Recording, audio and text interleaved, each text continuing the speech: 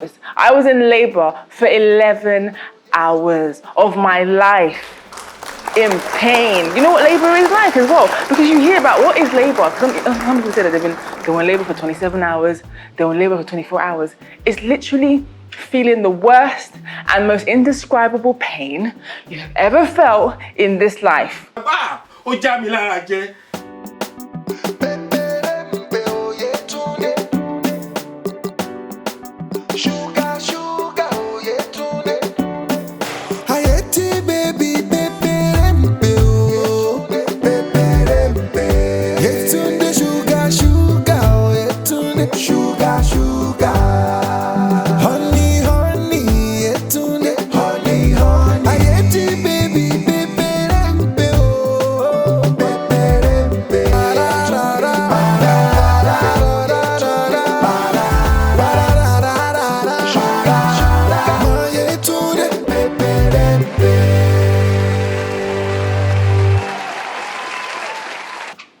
Hi guys, and welcome back to my channel. My name is Yetunde. Hope you are doing well. Hope you're keeping fine. Today is a lovely day. It is a Sunday, because this video will be out on a Sunday. And it's Mother's Day. Woo! Shout out to all the mothers out there in whatever capacity it is that you're mothering, whether it's like biological or you're looking after someone. You are mothering, and God bless you and keep you. And I hope the experience is a beautiful one for you. I wanted to just kind of share a little bit of the things that I wish that I knew before I became a mum. And I guess you cannot really tell somebody because everybody's experience is different.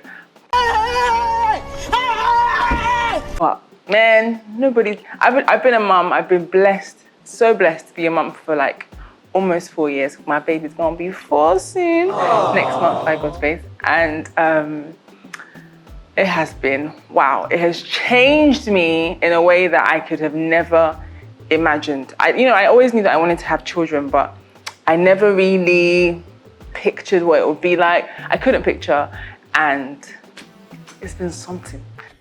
Yeah, boy.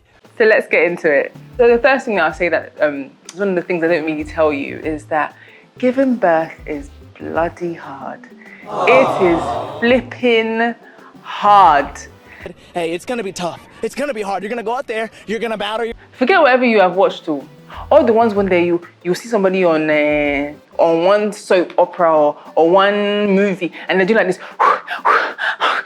They're like, what? And they're like, well done. And you're like, baby comes out. Just like that. Just, you blink, or you go out and get a drink and come back and the baby has been born and you hear, wee. Okay, I have a friend that has happened to. She gave birth in an hour. But apart from that, let me tell you, labor is laborious. I don't even know the word, I don't know, but it's laborious. For me, it was laborious. I was in labor for 11 hours of my life in pain. You know what labor is like as well? Because you hear about what is labor. Because some people say that they were in labor for 27 hours, they were in labor for 24 hours. It's literally feeling the worst and most indescribable pain you've ever felt in this life. And the thing is, nobody can describe it to another. Nobody can tell you that, oh, it's painful, and you really understand. You're thinking, what, is it like a headache? Some people will tell you that it's like period pains. Don't believe them. It's indescribable. And it's overwhelming. And I think that in whatever capacity, whether it's a vaginal birth, a C-section, or even a surrogate, even if you didn't push the baby out yourself, having a baby, a newborn baby, is overwhelming. The first few weeks, the first year is man. Now I know why people have massive parties for their for their children when they're 1, because let me tell you, that party ain't just for the baby, it's for me. It's like, hallelujah, I've survived this year. Praise the Lord, I've survived this year. That is exactly what it is. Got him!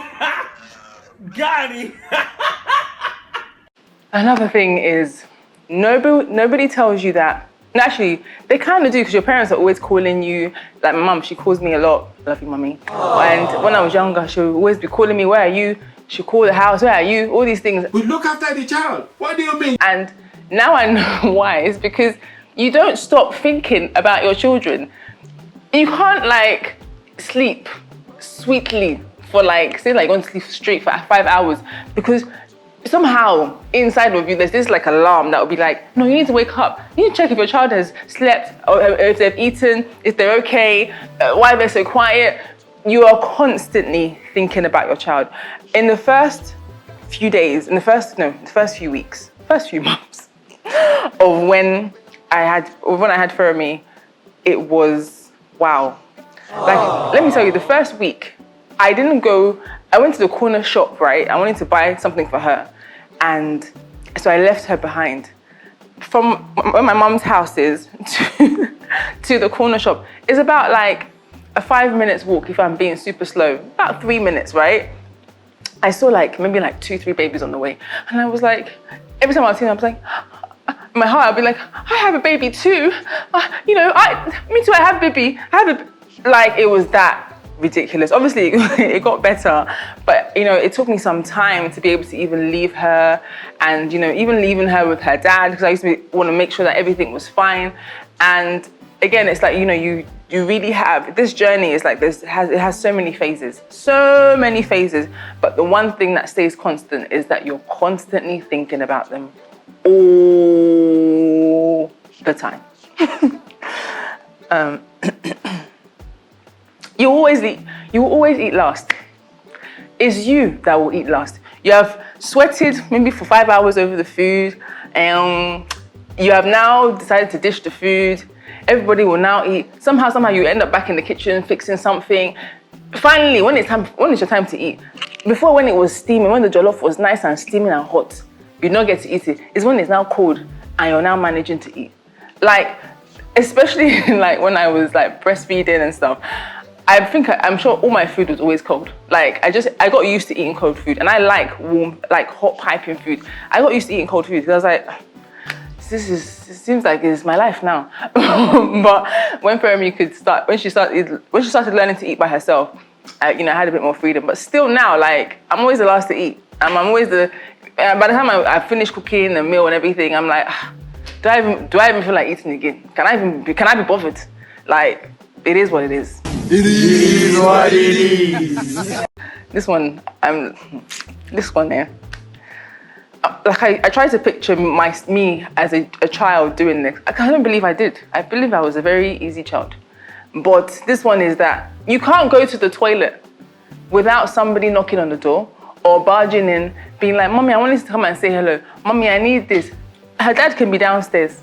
She was with her dad. She'll now leave him to come upstairs, to come and tell me something that she could have told her dad, or just tell me something that doesn't. She'll, oh, Mommy, I just want to come and I want to stay with you. And I'm just like, but this is mid-wipe. I'm like, can I please, can I have a moment? Like, I love you, my baby, but can I just have a moment? But literally, going to the toilet is like the only kind of safe haven that I have. It's like, that's where I can kind of start thinking about things. I might even catch up on a movie in there, or on a good book. Like, and then when you just hear knock, knock, or you just hear the door just, I just like, it was sweet while it lasted. Am I right, ladies? So you're exhausted during the day because of all the things that you may have to do, especially when you have young children. Man, Mommy, can you play with me? Mommy, I want to do this. You work, do homework, you're doing like bonding together. You're doing a lot of things, as well as your own work, as well as like wife work, just doing a lot of things. And and I'm telling you, yeah, by the end of the day, like, I'll be knackered to the teeth. That, as in, already, as in, I don't even know how to explain the Remy that I'll be feeling. Like, I'm, like last night, I slept. Like, my eyelids were drooping. I was on a FaceTime call with my sister, and I was like, you know what? I'm knackered. I need to come off this call. I literally passed out. I don't remember when I slept. I shall know that I woke up, and the next day, and I was still in whatever I had worn that day, I woke up and that's what I was wearing. And that happens often. But another thing is that even as you're exhausted, there's this little part of me that once I put Fermi to bed, like, I miss her a bit. And I'm just like, you love Wolili. Somebody that you'll be like, thank God you're going to bed. You'll not be thinking, oh, Fermi would say this. And she's just gone to bed. And trust me, when she wakes up, the chat will begin again. She will ask me 101 questions. She will ask me as I'm sitting down, Mommy, why are you sitting down? Are you sitting down? Mommy, are you drinking water? As I'm drinking water, all these questions, right? But we thank God. That brings me to the next one. No one told me you would have to answer so many questions. I was not ready. I'm still not ready. I don't know why red is red or green is green. I will never know. I will never know why they chose a circle to be a circle.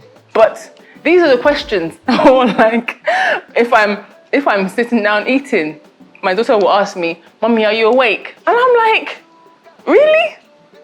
Is this the girl up? Really? And the thing is, she's only 3, so she doesn't really understand sarcasm. But I'm really wondering that in their minds, is it like this is the time to ask the most obvious questions in life? We thank God. The last one is, you're thankful that your children are growing up and they're happy and they're healthy. But man, when you look back at pictures of when they were younger, it's hard. It is hard. Like, I even feel emotional just saying it. Like, I did a video as well, like when I was sitting with Jeremy and I looked at pictures of her as a baby. She's 3. I can't imagine what I'm going to be like when she's 13 or 18 and she's leaving to go to university. I am sure I will sob, because just in these 3 years, like almost 4 years, I'm like, oh my God, you were my baby. Like, you were saying these things and you did this thing and you just learned to do this, and it's like, you're already like telling me, no, Mommy, I can do it myself. I'm like, no, you're growing too quickly. And I'm really grateful to God that she's growing up happy and healthy.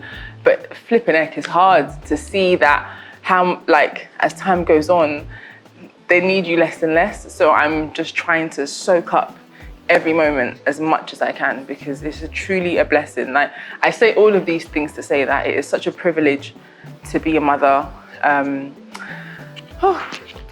Sorry, my heart. Feeling a bit emotional now, but it really is a privilege. Like, I can moan about certain things, but really, truly, deep down inside, I love it. I love being a mum. I love my daughter so much. Like, I never thought I would love someone the way that I love her. Like, you can do anything for anyone. I love my husband, I can do anything for him, but the love I have for my daughter is just different, like, and it's so special and it's such a wonderful experience. And I just want to wish you guys a happy Mother's Day for all those that are mothers and, like I said, mothers in the capacity, and those that are waiting to be mothers. Like, I join my faith with yours that, by the grace of God, that you will receive that blessing. And yeah, and it's because it's such a beautiful blessing. It's such a gift. It really is. It's a gift, especially when you want it. It's a gift. And if someone don't want it, mind your business. Am I right, ladies? Mind your business. Thank you guys for watching this video. I hope you liked it. And if you did, don't forget to hit the like button and subscribe if you haven't, because I don't know what you're waiting for. And then share, because it's Mother's Day and, there's mothers out there, Hang tight. All right, guys, see you in my next video. Arrivederci. Bye.